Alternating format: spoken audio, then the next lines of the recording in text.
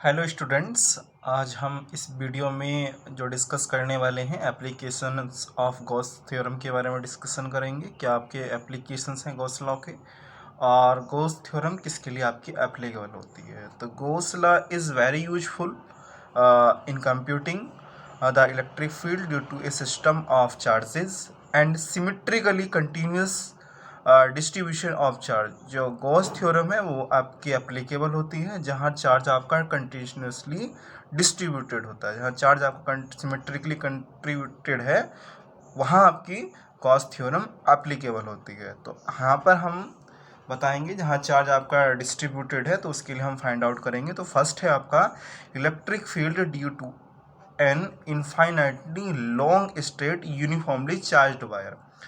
तो एक आपकी इनफाइनाइटली लॉन्ग चार्ज वायर है, ठीक है, और उस पर एक प्लस चार्ज आपका डिस्ट्रीब्यूटेड है।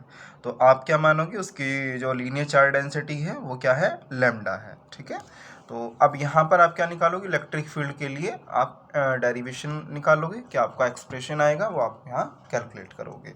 तो फर्स्ट ऑफ ऑल यही आप डायग्राम से देखिए, डायग्राम आपका बना हुआ है। इस डायग्राम में एक आपकी इनफाइनाइटली लॉन्ग चार्ज्ड वायर है और इसकी जो चार्ज डेंसिटी है वो आपकी लैम्डा है, और कोई पॉइंट P है, और P पॉइंट जो है ये आपका डिस्टिंक्ट है आर सेंटर से आर्मेटर पर, जो आपकी वायर है आर्मेटर पर है, और जिस पर आपको इलेक्ट्रिक फील्ड इंटेंसिटी कैलकुलेट करनी है।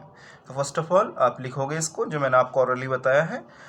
Let us consider a uniformly charged wire of infinitely length having a constant linear charge density lambda, और लैम्डा और कूलम्ब बीटा inverse. Let P be a point, एक पॉइंट P है, distant r meter from the wire at which the electric intensity E vector is required.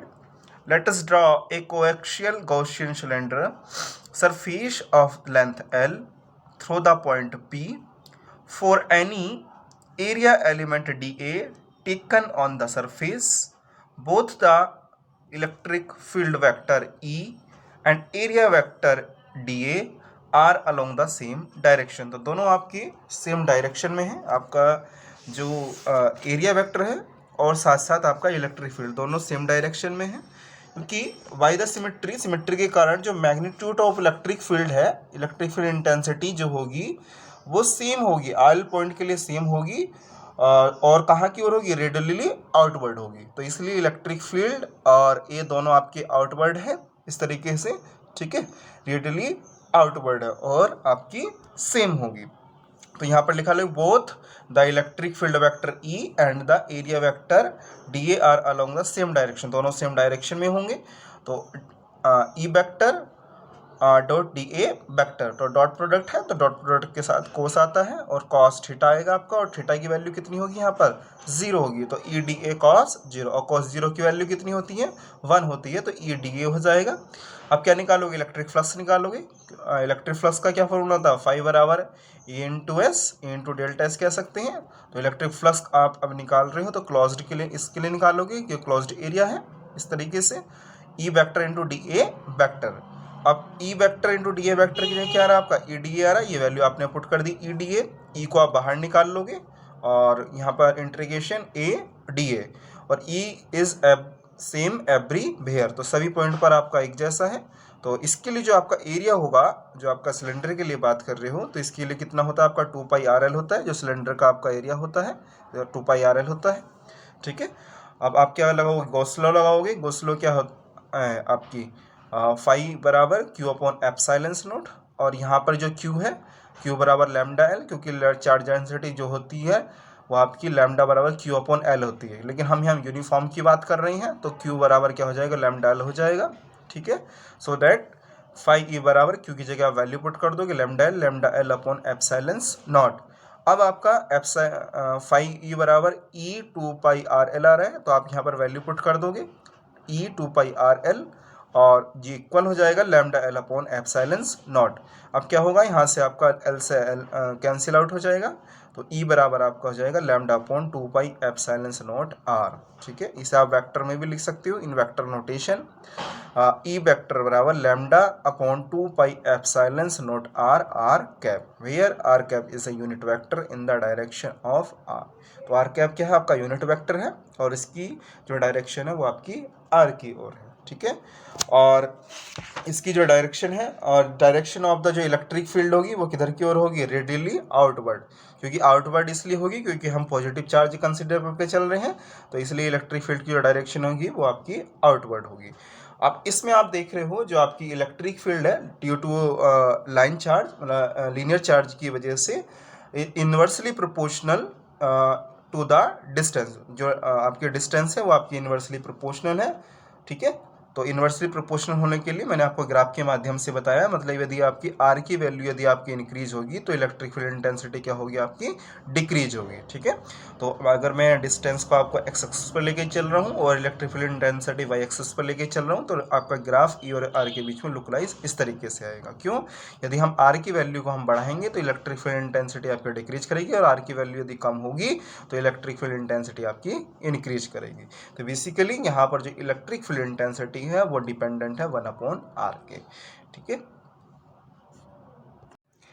एक derivation आप discuss कर लेते हैं इसके साथ साथ। दूसरा डेरिवेशन है आपका electric field due to an infinite plane sheet of charge. दोनों डेरिवेशन बहुत इंपॉर्टेंट हैं जो मैं आपको बता रहा हूँ। इन दोनों डेरिवेशन में हर ईयर मतलब एक डेरिवेशन आता है कंपलसरी, मतलब 100% चांसेस यहाँ से रहते हैं कि इन दोनों में से कोई सा एक डेरिवेशन आने के। ठीक है, तो इसको देख लेते हैं। लेट अस कंसीडर ए, मतलब इसमें क्या लेके चल रहे हो आप, इनफाइनाइटली प्लेन शीट लेके चल रहे हो। तो पहले डायग्राम बना लेते हैं। एक प्लेन शीट ले लिया आपने, इसके दो सरफेस हो गए, एक आपका इस साइड है, एक आपका दूसरी साइड है। ठीक है, तो दो सरफेस की हम बात कर रहे हैं। ये जो आपकी शीट है ये आपकी इनफाइनाइट प्लेट शीट है, और इसमें आप इलेक्ट्रिक फील्ड आउटसाइड हो गया इधर पी पॉइंट पर, और डी ए इसका एरिया हो गया। इसी तरीके से यहाँ दूसरी साइड आप लेके चलो, इलेक्ट्रिक फील्ड आपका आउटसाइड, डी ए आपका एरिया गया, ये पॉइंट आपका पी डैश है। तो लिखोगे let us consider a thin sheet of charge infinite in extent and having a surface charge density sigma। तो इस ये जो आपकी जो थिन शीट है इस पर जो चार्ज डेंसिटी है वो आपकी सिग्मा है। Let P be a point distance r from the sheet. तो ये जो आपकी डिस्टेंस है, यहाँ से डिस्टेंस आपकी आर है शीट से, eight which the electric intensity is required, जहाँ पर आपको इलेक्ट्रिक फील्ड इंटेंसिटी आपको कैलकुलेट करनी है। Let us choose a point P dash symmetrical with P on the other side of the sheet। मतलब कि एक पॉइंट P इस साइड है और दूसरी साइड आपका P डैश है। तो आपने एक पॉइंट ले लिया P और दूसरी साइड क्या है आपका P डैश है। तो सिमेट्री के कारण जो आपका इलेक्ट्रिक फील्ड इस साइड होगा वही आपका इधर होगा। ठीक है, आउटसाइड की ओर। तो since the sheet is infinite is extension, the electric field intensity E vector all point on the other side। तो मतलब जो आपकी इलेक्ट्रिक फील्ड आपकी इधर इंटेंसिटी इस साइड है वही आपकी दूसरी साइड होगी। ठीक है, other side near the sheet will be perpendicular to the sheet directed outward. तो इलेक्ट्रिक फील्ड इंटेंसिटी आपकी बाहर की ओर हो गई, डायरेक्टेड आउटवर्ड।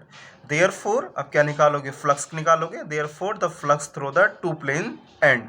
तो दोनों एंड के कारण, एक एंड आपका ये वाला है, एक एंड आपका ये वाला है, तो इन दोनों एंड के कारण आपका कितना आपका इलेक्ट्रिक फ्लक्स होगा। तो फ्लक्स के लिए वही फॉर्मूला, क्लोज इंटीग्रेशन का आप साइन लगाओगे क्लोज एरिया के लिए, क्योंकि आप एरिया लेके चल रहे हो ए, तो क्लोज एरिया की बात करोगे ई vector into D A vector plus close integration A E vector into D A vector. अब इस वाले के लिए जो आपका पी और पी डैश दोनों के लिए आप निकाल रहे हो। ठीक है, और ई वेक्टर और ए डी ए वेक्टर दोनों आपके पैरेलल में हैं। ठीक है, दोनों आपके पैरेलल में हैं। तो since E vector and D A vector are parallel, तो E vector into D A vector बराबर ई डी ए हो जाएगा आपका। ठीक है, तो यहाँ पर आप वैल्यू पुट कर दोगे, यहाँ पर डायरेक्टली आप यहाँ पर पुट कर दोगे, ये तो आपका बाहर आ जाएगा और क्लोज इंटीग्रेशन डी ए हो जाएगा। तो क्लोज इंटीग्रेशन डी ए, यहाँ पर भी ई बाहर आ जाएगा, close integration A D A. तो ये कितना होगा आपका, ये टोटल आपका एरिया कहलाएगा, इसे आप ए कहोगे। क्योंकि टोटल एरिया की बात हो रही है। तो ई ए प्लस ई ए बराबर कितना हो गया आपका 2EA। अब क्या निकालोगे, टोटल आप फ्लक्स जानते हो सिलेंडर के लिए, और टोटल फ्लक्स आपका कितना हो गया E A plus E A 2EA। Hence the total flux through the Gaussian cylinder is E बराबर 2EA। अब गॉस थ्योरम आप लगाओगे, वाई गॉस थ्योरम क्या होता है, फाई ई बराबर होता है Q अपॉन एप्सिलॉन नॉट, और Q क्या है आपका, Q बराबर सिग्मा है, क्योंकि वहाँ पर जो सरफेस चार्ज डेंसिटी थी वो आपकी सिग्मा थी। तो Q बराबर कितना हो जाएगा, Q बराबर हो जाएगा सिग्मा ए, क्योंकि सिग्मा बराबर होता है Q अपॉन ए। जब आप Q कैलकुलेट करोगे तो Q बराबर हो जाएगा सिग्मा ए, और फाई ई और Q की जगह वैल्यू पुट कर दोगे, सिग्मा ई आ जाएगा, sigma A upon epsilon not, और फाई ई बराबर कितना है आपका यहाँ पर 2EA। 2EA आप पुट कर दोगे यहाँ पर, तो फाई ई की जगह 2EA आ गया आपका, ए से ए दोनों साइड आपका कैंसिल हो जाएगा। ई बराबर क्या हो जाएगा, ई बराबर हो जाएगा सिग्मा अपॉन 2 एप्सिलॉन नॉट।